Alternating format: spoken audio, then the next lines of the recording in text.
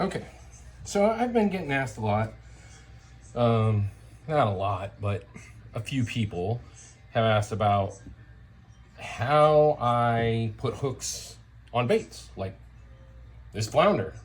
How do you put a hook on that? So I'm gonna hook this up. This one's going to a customer, so I'm just gonna hook it up for him right now. And what I tend to do with these is I like to use these 3-ounce. They measure up good with this, and you're gonna wanna poke it through. So I just take a guide, like, okay, I wanna hit it right there. So I need to bring this hook, which only goes that far, but then I'm gonna have to start twisting this around to get it there. There's other ways to do it too. You can come this through here, push it down, and come back up through that. And then this is laying down through here, but I don't like that because it just ends up ripping here, ripping down there. So what I do is I just find the center here, and with mine, you're not gonna have any air holes. You know, I'm very meticulous. I go through and I make sure there's no air holes.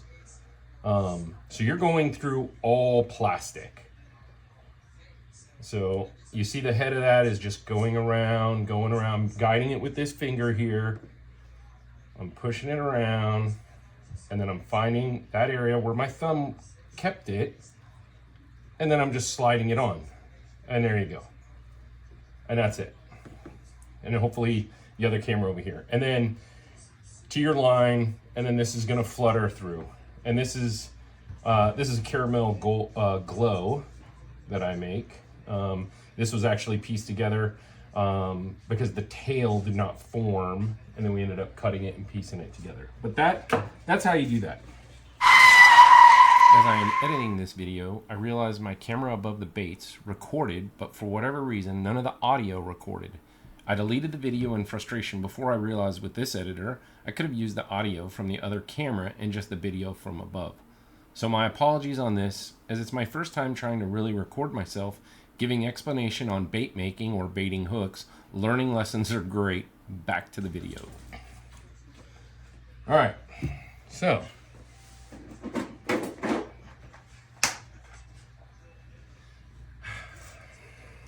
next one.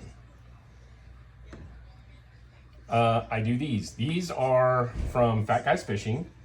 I really like them because of this flush flat head here. This is also glow and then a caramel on top. This thing works awesome for lingcod, sea bass, every fish you can't keep out there. Get it down to the bottom, bounce it around, you're gonna have fish on. You can also swim it through the middle column.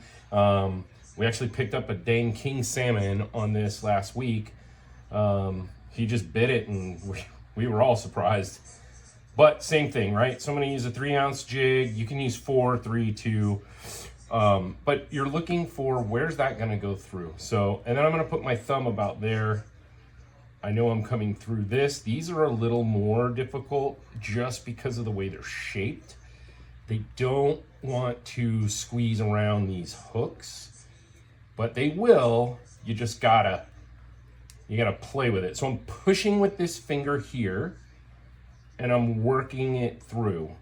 I tend to hook about 4 or 5 of these up the night prior when we get back to camp, and then I have them just made up like that. Boom. And there you go. So now this is gonna go through the water. You can do it mid-column. You can drop it down, it hits the bottom, and you bounce it around the bottom. This tail is gonna move around. They work very, very good. So there's that one. This is the same thing, just smaller, but it's a thicker one that I give. Not as long. Still works just as well as those. Some people like the long ones, some people like the short ones. What I did forget to do was, on these longer ones, Fisherman's Gold, they make these. I just had them. You can tie your own, but that seems to work pretty good. That hook is right there near the back. You can leave it just like this. You can, About this time, my daughter decided to come in under the garage door and ask me what I was doing. So I edited it out. And take that like that, okay? And that's gonna put your hook right there. And that. These are really good. Like I said, Fisherman Gold makes them here in the Pacific Northwest. Very easy. They're not very expensive. You can make your own. I do make them out of 150. I just make them for myself, so it's not part of the things that I sell. But if you want one pre-made, I've found no better. I use their stuff. I've used all their stuff actually. So that's how that goes. All right. So we got this. All right. So this is a Gamakatsu darter, a 3/8 ounce, and these you can put your 1/2 inch ball around that, slide that all the way on the keeper, and believe it or not, drop this straight down and just bounce it, and the sea bass will tear this up. The little tentacles that are moving around, we call them an urchin. We had a lot of luck on these, and they work very well. And that's for that. You can also do this same hook on this one I do, and this last weekend we went out to CQ and took the boat around CQ and then out to Nia Bay as well. But we absolutely crushed sea bass on this rig right here that I'm going to do up for my customer. That right there, the double tail, nice little skirt on it, gives it some meat that they look at, and it's not just this little tiny thing. This color worked very good. I also have some other colors that work very good, but this blue with the golden blue flake really caught a lot of fish. And again, this is just a Gamakatsu Darter 26 3/8 ounce. This is mainly for sea bass. If you get a bigger one of these and a bigger skirt, take it down, lingcod will be all over it. That's how we do that one. All right, the one that causes the most problems. Actually, correction. Let's do this one first. So just a regular old bullet weight. You can also use the triangles, 1 ounce, 2 ounce, 3 ounce. And all I do with these is I look at this, and for me, the way that I have found works best is I don't put my hook where this is gonna be. So I consider this the top, this the bottom, because of the way the tail is. So I always wanna go from the top, and again, we're gonna push this around. I pretty much know exactly where to go on these, but you can do that thumb measurement trick again, and there you go. That's all you need to do, right? So this, when it goes through the water, the hook should be on top and this should be on the bottom. As this goes, this will spin, but when you cast it, what you don't want is you don't want this, and it hooks on that. Now it's not fishing. Sorry, I'm brand new to this recording stuff and trying to keep it on 2 different cameras here. This one was here so I could do this, and then I have that one over there to get side view, and I'll edit it and put it up today. But so this is the 8-inch grub, and these things go to the bottom, catch every fish that's out there. We've even caught halibut on it. They don't need to be the big chunky 12, 14 inchers. I do have those, I do make them. But the 8 inches get it done. All right, now the hard one. Sometimes I put eyes on them. This I just pulled out of the, it's actually my remelt bin, because as you see, it's all tore up. Did not pass quality control as I went through it. I use these Owner Beast hooks. These are a 6/0. And then what you want to do is these have an opening, right? So you're going to want to come in through the nose, and you're just going to come out the opening right there. You're going to push this weight through.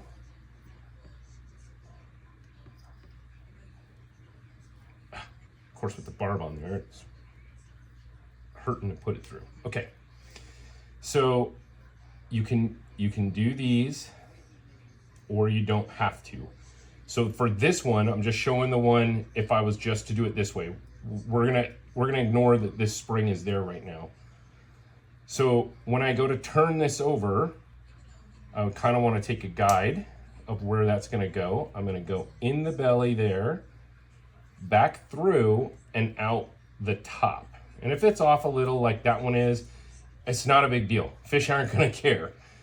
It may move a little different in the water, which might be a good thing if it shakes around a lot, but it has a weight, and the weight is inside there. And then the fish don't see the weight. The bait just goes out, sinks down, and you catch a fish.